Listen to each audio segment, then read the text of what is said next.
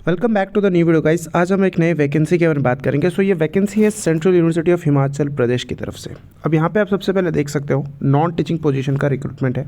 Usually इसमें teaching positions का होता है वैकेंसी, बट इसमें नॉन टीचिंग है। इस वजह से हमारे लिए बेनिफिट हो जाता है क्योंकि इसमें फार्मासिस्ट का वैकेंसी आ रखा है।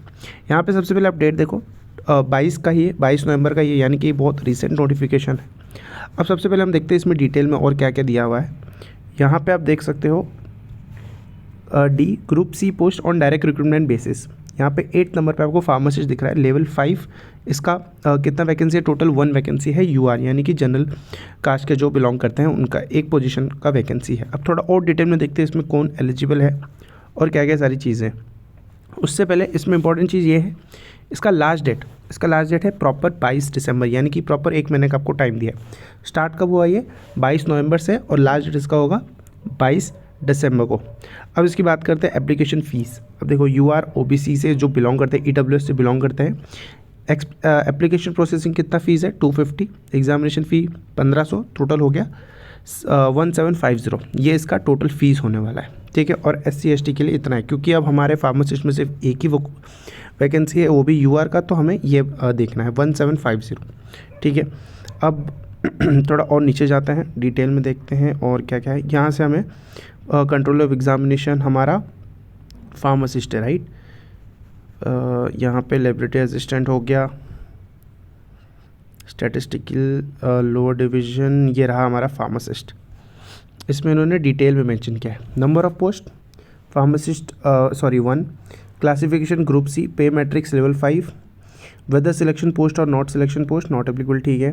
एज लिमिटेशन यहाँ पे 32 ईयर्स दे रखा है, ये इंपॉर्टेंट चीज़ है। एजुकेशन क्वालिफिकेशन सबसे इंपॉर्टेंट चीज़, 10+12 होना चाहिए obviously. Minimum 2 year of diploma in pharmacy with 3 year of experience as a compounder, ठीक है। और minimum 4 year of bachelors degree in pharmacy with 2 year of experience as compounder pharmacist in a reputed dispensary और hospital, और a minimum 2 year masters degree with 1 year of experience as compounder of pharmacist. तो इसमें basically D pharma, B pharma और M pharma तीनों students eligible हैं। Diploma, अगर आप diploma हो तो आपको 3 साल का एक्सपीरियंस चाहिए। बैचलर्स बी फार्मा हो तो आपको 2 साल का एक्सपीरियंस चाहिए, और अगर आप मास्टर्स हो तो आपको 1 साल का एक्सपीरियंस चाहिए। Plus second, registered with pharmacy council of India. इसका क्या मतलब है? इसमें ऑल ओवर इंडिया के कैंडिडेट्स एलिजिबल हैं, ठीक है। यहाँ तक क्लियर है। Note experience shall be counted from date of registration with pharmacy council of India. मतलब आपका अगर सर्टिफिकेशन नहीं बना है, उससे पहले अगर आप कहीं काम कर रहे हो तो वो एक्सपीरियंस काउंट नहीं होगा, ठीक है। आई होप यहाँ तक आपको क्लियर हो गया होगा। आगे हम देखते हैं पीरियड ऑफ प्रोबेशन, 2 साल का प्रोबेशन होगा। ये देखिए पीरियड ऑफ प्रोबेशन 2 साल का होगा।